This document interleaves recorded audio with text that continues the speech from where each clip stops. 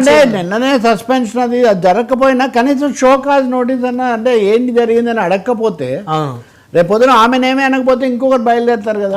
రెండోది కూతురు కాబట్టి ఏమనలేదు మమ్మల్ని అయితే అంటారా అనే మాట కూడా వస్తుంది కదా. సో ముందు ఇంట్లో వాళ్ళ మీద ఏదో ఒకటి చేయాల్సి వస్తుంది. కాబట్టి పైగా కేటీఆర్ ఇప్పుడు అమెరికాలో ఉన్నారు కాబట్టి ఆయన లేనప్పుడే చేసేస్తే ఆయనకేం సంబంధం లేదు అనే మాట కూడా ఉంటుంది. కాబట్టి చాలా ట్విస్టులు రాబోతున్నాయి, చాలా మలుపులు మనం చూస్తాం.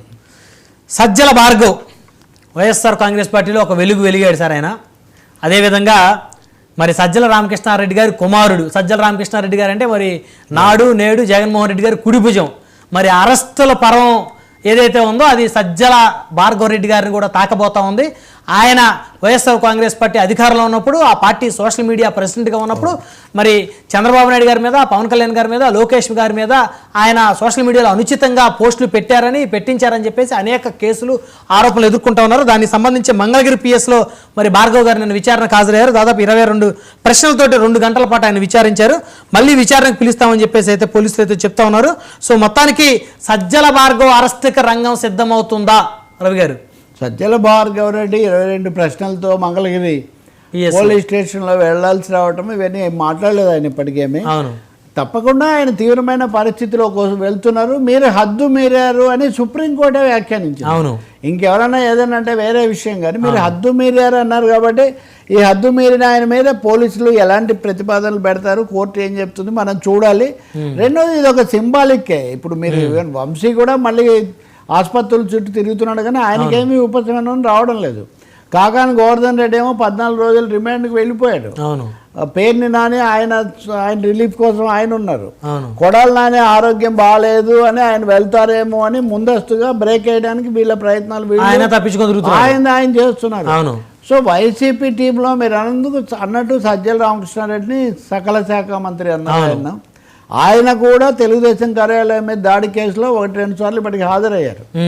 ఇప్పుడు ఈ రకరకాల కుంభకోణాల్లో స్కాములు కొన్నిట్లో ఆయన కూడా భాగస్వామ్యం చేస్తారు, భవిష్యత్తుగా ఉంటాడనే అభిప్రాయం కూడా ఉంది. సజ్జల భార్గవ్ రెడ్డి వెళ్ళటం అన్నది సోషల్ మీడియా మీద సాగుతున్నటువంటి తీవ్రమైన కేసులు వాటికి పరాకాష్ట అని చెప్పాలి. ఇప్పుడు ఎక్కడో ఎవరినో చేశారు అంటే అది వేరు. ఉదాహరణగా రవీంద్రారెడ్డి అని, రవీంద్రారెడ్డి అని, లేదా బోరుగడ్డ అనిల్ అని ఇలా కొంతమందిని చేశారు కదా. వీళ్ళందరికీ ఇతరే కదా నాయకత్వం. అంటే ఏకంగా ఇంకోటి డైరెక్ట్ గా సజ్జల లింక్ ఉంది కదా, సజ్జల కుమారుడు కదా. కాబట్టి సజ్జల భార్గవ్ రెడ్డి దగ్గర బలమైన వాదనలు ఏమి ఉన్నట్లేదు. ఎందుకంటే ఆయన మీడియాతో కూడా మాట్లాడలేదు, పోలీసుల ప్రశ్నలు చెప్పలేదు. పోలీసుల ప్రశ్నలు కూడా చాలా వాటికి దాటవేత అన్నారు. ఇంకొక మాట మటుకు మా సోషల్ వాలంటీర్లు పెట్టేవి నాకు సంబంధం లేదు అని. అయితే ఆ వాలంటీర్లు ఎవరు అనే ప్రశ్న కూడా ఇక్కడ వచ్చింది. అంటే ఎక్కడైనా సార్ వాళ్ళని అన్యాయం ఇరికించారని అనుకోవాలి. అది కూడా వస్తుంది కదా వాలంటీర్లు అన్నప్పుడు. మీరు అక్కడ నాయకుడిగా ఉండి మీ ఆధ్వర్యంలో జరిగి మనం చూసాం కదా, ఎన్నికల్లో ప్రకటించాక దగ్గరకు వస్తున్నప్పుడు జగన్మోహన్ రెడ్డి సజ్జల భార్గవ్ రెడ్డి ఆధ్వర్యంలో ఈ సోషల్ మీడియా ఆర్మీని కలవటము అది చాలా రాష్ట్ర వ్యాప్తంగా పర్యటనలు చేశారు, తీవ్రంగా ఉండటం. దాని మీద కూడా ఈయనకే అది ఇచ్చినప్పుడు వైసీపీలో కొన్ని అంతర్గతమైన భిన్నాభిప్రాయాలు నాన్న మళ్ళీ ఇక్కడ ఇచ్చేసారా, ఆయన వచ్చాక ఇవన్నీ అయ్యాయి, ఇట్లాంటివన్నీ ఉన్నాయి. ఏదైనా ఈ దుష్ప్రచారాలు, దాడులు, ఈ బూతులు వాళ్లకు బెడిసి కొట్టేయడంలో సందేహం లేదు. కొన్ని వీడియోలు ఈయన స్పెషల్గా తిప్పాడు, కొన్ని పోస్టులు వల్గర్గా. ఇప్పుడు ఆయన మీద కేసు అదే, దానికి ఆధారాలు కూడా అవి వాళ్ళు చూపిస్తున్నారు. ఆ ప్రశ్నలకు జవాబు లేదు. పైగా ఏమన్నా సుప్రీంకోర్టుకి వెళ్ళి మామూలు కేసు స్టెప్ బై స్టెప్ వెళ్తారు అవకాశం కూడా లేదు. ఎందుకంటే వాళ్ళే స్వయంగా అభిశంసించారు. ఎందుకంటే సార్ గతంలో లాయర్లు, జడ్జి గారుల మీద కూడా అనుచితంగా కూడా చాలా ఎక్కువగా పెట్టారు. మనం ఆంధ్రప్రదేశ్లో ఇంట్రెస్టింగ్గా చూస్తే అప్పుడు అలా గురైనటువంటి జస్టిస్ భట్టు దేవానంద్ మళ్ళీ ఆంధ్రప్రదేశ్ హైకోర్టుకు తిరిగి వస్తున్నారు. ఉదాహరణకి ఇలాంటి మొత్తం 3-4 జడ్జీల మీద మీరు ఈరోజు చూడండి. ఈయన గాలి జనార్దన్ రెడ్డికి సంబంధించి ఆయన మీద సిబిఐ కోర్టు వేసిన శిక్ష దాన్ని రద్దు చేయాలి అని వాళ్ళు తెలంగాణ హైకోర్టుకు వెళ్తే చాలా ఆశ్చర్యకరంగా 3 జడ్జీలు నాట్ బిఫోర్ మీ అని 3 తప్పుకున్నారు. అంటే ఒక్క కేసును చూడడానికి 3 జడ్జీలు నాట్ బిఫోర్ మీ అన్నారంటే బ్రహ్మనాయుడు కాదు, ఆయన చర్చ ఏది చేస్తాడు డిబేట్ ఆయన కాదు, ఎవరు చేయడం లేదంటే ఎంత తీవ్రమైన పరిస్థితి ఉంది, ఎంత ఒత్తిడికి గురవుతున్నాయి వ్యవస్థలు. అవును, ఎందుకంటే గతంలో గాలి జనార్దన్ రెడ్డి గారు ఒక జడ్జి గారికి డబ్బులు ఇచ్చి బెయిల్ తెచ్చుకున్నాడు కదా. మళ్ళీ ఇక్కడ ఒకవేళ బెయిల్ గనక ఆయనకి ఇస్తే, షరతులతో కూడిన ఏదైనా బెయిల్ కానీ ఏమైనా ఇస్తే మళ్ళీ వాళ్ళ మీద కూడా ఎక్కడ ఆరోపణలు వస్తే భయపడుతున్నారేమో సార్. అంతే, అది కూడా ఒక కారణం.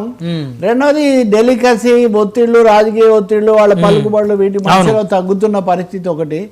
మూడోది మీరు అన్నది నిజమే, దేశంలో మొదటిసారిగా హైదరాబాద్ లోనే ఆ జడ్జి గారు చర్యకు గురయ్యాడు. అవును, ఇప్పుడు మీరు చూస్తే తాజాగా జస్టిస్ యశ్వంత్ వర్మ ఢిల్లీ హైకోర్టు న్యాయమూర్తిని ఎలాగైనా తొలగించాలని సుప్రీంకోర్టు కొలీజియం సిఫార్సు ప్రకారం కేంద్ర ప్రభుత్వం కూడా కన్సిడర్ చేస్తుందని కూడా వార్తలు వస్తున్నాయి.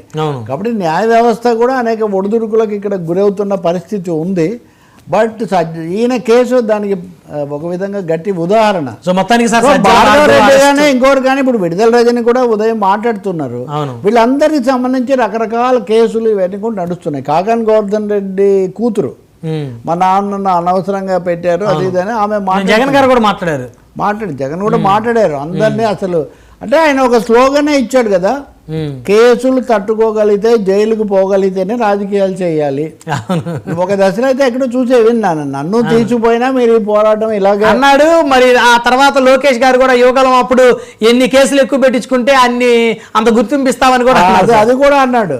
కాబట్టి చివరగా మన రాజకీయం అంటే కేసులు, స్కాములు, వివాదాలు, ఇదిగో బూతులు, వీటి దగ్గర అధినాయకుడు బాగానే ఉంటాడు, కింద వాళ్ళందరూ ఇబ్బందులు పడాలి. ఇప్పుడు అదే కదా, ఇప్పుడు అవినాష్ రెడ్డి ఉన్నాడు, చాలా నడిచింది. కడపలో మహానాడు జరుగుతుంటే ఆయన ఈరోజు వెళ్ళి పోలీస్ స్టేషన్కు మహానాయకుడు వైఎస్ రాజశేఖర రెడ్డి విగ్రహం దగ్గర మీరు పచ్చ జెండాలు పెట్టారు, మళ్ళీ తర్వాత తొలగించారు సార్. దాని మీద ఫిర్యాదు కూడా చేసి వచ్చాడు ఆయన. కాబట్టి ఒక విధంగా ప్రజల సమస్యల మీద, ఆర్థిక అంశాల మీద, రాష్ట్ర అభివృద్ధి మీద జరగాల్సిన ఈ పోరాటాలు దీని మీద అదే పేరున నిన్న ఆ మాట కూడా అన్నాడు. ఇప్పుడు ఆ సినిమా మీద ఎగ్జిబిటర్ సమావేశం అయితే మీకు తెలీదా, ఫలానాది మీకు తెలీదా, చాలా విషయాలు మీకు ఏం తెలియటం లేదా, ఇవన్నీ మీడియాలో వచ్చాక మీరు గల్లంతా అవుతున్నారని.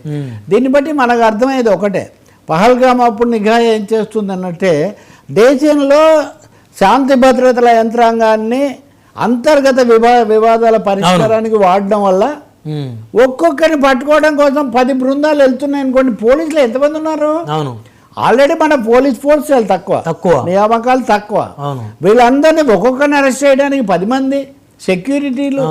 కాబట్టి శాంతి భద్రతలు దిగజారడానికి అది కూడా ఒక కీలకమైన కారణం. చూద్దాం మరి సజ్జల భార్గవ ఏమైనా బయటపడతారా, లేకపోతే వాళ్ళు ఏదైనా చర్య తీసుకున్నాక మళ్ళీ కోర్టుకు వెళ్తారా, తీవ్రమైన విషయం ఇది. ఎందుకంటే అవును, అంటే ఆయన అరెస్ట్ చేస్తే ఇంకా రామకృష్ణారెడ్డిని టచ్ చేసినట్టే కదా, దాదాపు అంతే కదా. ఆయన కూడా చేస్తారు, జగన్నే చేస్తూ ఉంటే మరి ఇంకా వీళ్ళందరిది ఏముందంటారా, మూల విరాట్గా లేకపోతే ఏదో ఉత్సవ విగ్రహాలకి ఏంటి అన్నట్టు.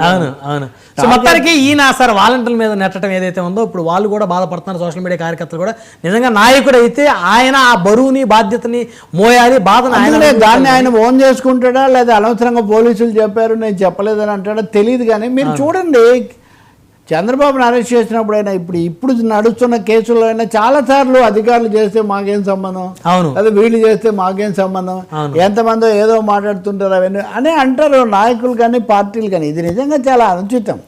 ఎందుకంటే చేసినంతకాలం వాళ్ళనేమో పురి తిప్పి రెచ్చగొట్టి అన్నీ చేయించి ముందు నిలబెట్టి తర్వాత మాకేం సంబంధం అంటే దొరికితే వాళ్ళు దొరకాలి, మీరేమో తప్పించుకుంటారా. చూద్దాం సజ్జల భార్గవ మరి ఏమేమి ఆర్గ్యుమెంట్స్ చెప్తాడో, వాళ్ళు కూడా ఏమేమి బయట పెడతారో.